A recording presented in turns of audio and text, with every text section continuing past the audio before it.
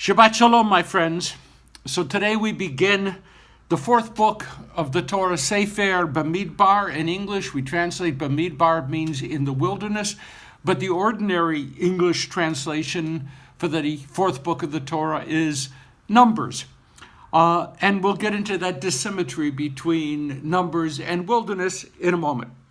This has been an incredibly eventful week. Two personal notes, very personal. I find myself in full agreement with the opening of the U.S. Embassy in Jerusalem. Opening that embassy was long overdue. When it was done, how it was done, why it was done remain deeply serious and deeply troubling questions. But Jerusalem is Israel's capital, period. That Jerusalem must also house the capital of a Palestinian state, presumably in East Jerusalem, is also thoroughly appropriate, long overdue, and currently forgotten. Secondly, personal note. I mourn for each of the lives of those who were innocent civilians along the Gaza border. I deeply grieve for them. No matter how justified Israeli soldiers were in opening fire in defense of Israel's borders, Israel must grapple swiftly with a problem that will not go away by itself: how to defend its borders with as few civilian deaths as possible. Not only is this a serious geopolitical need, it is a pressing moral need. Even in self-defense, Israel must also and always defend the moral high ground. End of personal notes. Okay, so here we are in the desert, Bamidbar. Bamidbar contains most of the available biblical narratives dealing with some 39 years of wandering. Now, Genesis gives us both universal and particular beginnings, the creation both of a world and of a spiritual dream. Exodus gives us the story of slavery and then redemption, then the birth of a people, and then Revelation.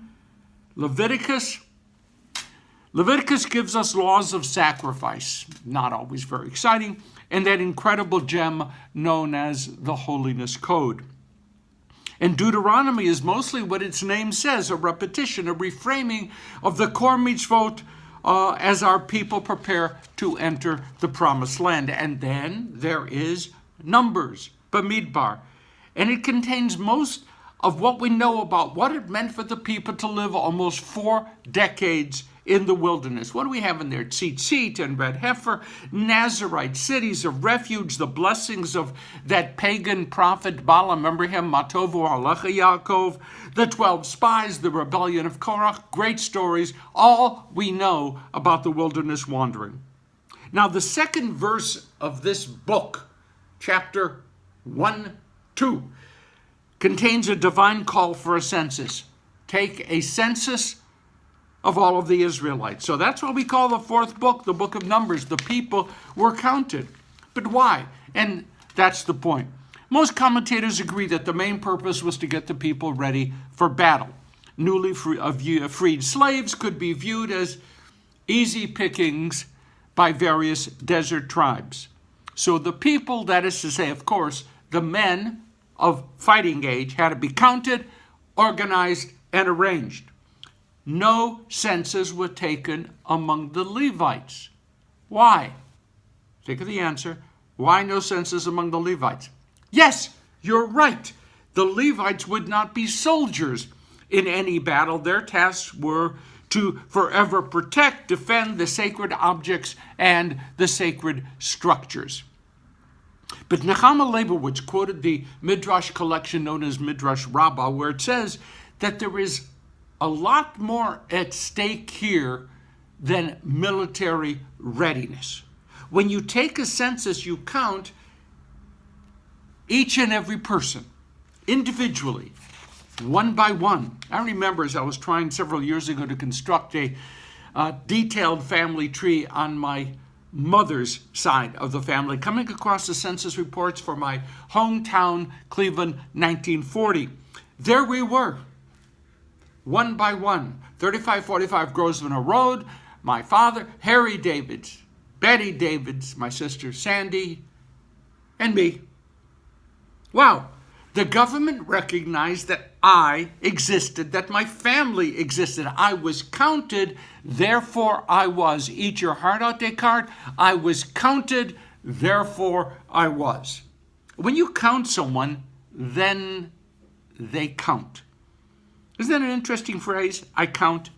Because if I exist in your eyes, then I really do exist. A friend looks at you across the room. You acknowledge her. Both of you feel good. Why? You both count. A classroom. Your hand goes up. The teacher, the moderator, whatever, calls on you. You are recognized. You are present. You count. Just last week in a class that I teach, one of my adult students told me that he was frustrated at a certain point in our discussion because I hadn't called upon him again. All right, I apologized. But I also told him that I try to give those who had not yet spoken a first crack. He understood. But I understand why it hurt him when he felt that he did not count in my eyes. So Midrash Rabbah tells us that a census was undertaken so that God could indicate to us that each and every Israelite is important in God's eyes. That's powerful, my friends.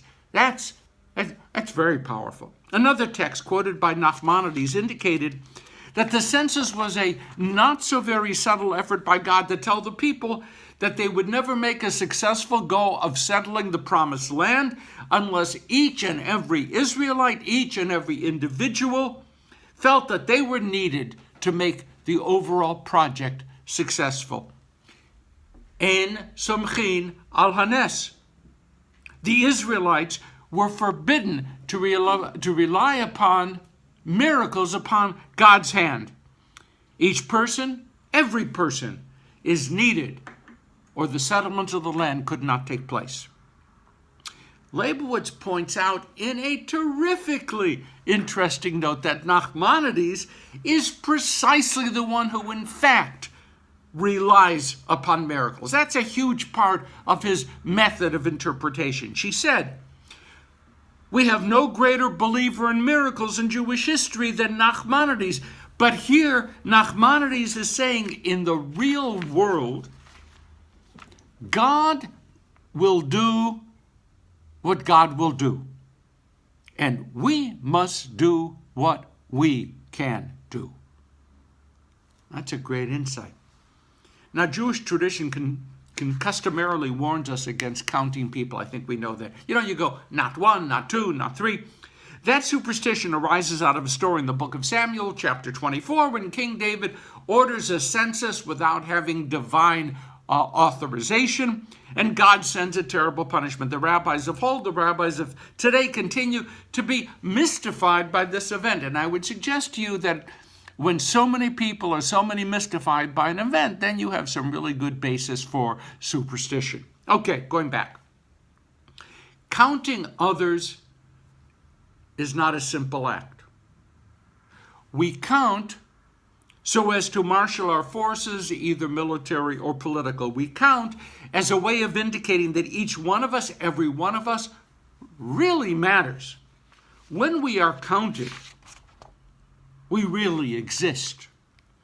We count when we look into another's eyes and indicate by the subtlest of gestures that that person really matters to us. And we count so as to learn the lesson that if we want things done in our world, then we shouldn't wait for God to do it. Stand up, we're being taught. Be counted. Take our lives and our values into our own individual hands. God will do what God will do. But in the meantime, we have to do whatever it is that we can do. Okay? That was fast.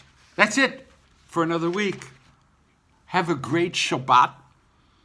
And please continue to hit share so that others can be counted in. Shabbat Shalom.